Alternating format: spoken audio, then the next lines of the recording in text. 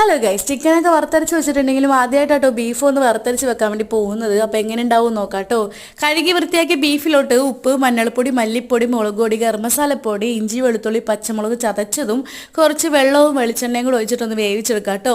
തേങ്ങയിലോട്ട് 4-5 ചെറിയ ഉള്ളിയും വലിയ ജീരകവും ഇട്ടിട്ട് നല്ലോണം ഒന്ന് മൂപ്പിച്ചെടുക്കാവേ. അതൊന്ന് മൂത്ത് വരുമ്പോഴത്തേക്ക് നമുക്ക് പൊടികൾ ചേർത്ത് കൊടുക്കാവേ.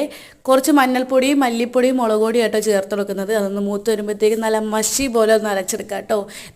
ഇതുപോലെ ഒന്ന് അരച്ചെടുത്തതിന് ശേഷം ഒരു ചട്ടി വെച്ചതിന് ശേഷം കുറച്ച് വെളിച്ചെണ്ണ ഒഴിച്ച് കുറച്ചധികം ചെറിയുള്ളി ആട്ടോ ഞാൻ ഇട്ട് കൊടുക്കുന്നത്. സവാള ഒന്നും ഞാൻ ചേർക്കുന്നേ ഇല്ല കേട്ടോ. ചെറിയുള്ളിക്ക് ഒരു പ്രത്യേക ടേസ്റ്റാണ്. ചതച്ച് വെച്ച ഇഞ്ചി, വെളുത്തുള്ളി, പച്ചമുളക് വേസ്റ്റും കുറച്ച് ഉപ്പും തക്കാളിയും കൂടെ ഇട്ടിട്ട് നല്ലോണം ഒന്ന് വഴറ്റിയെടുക്കുക കേട്ടോ.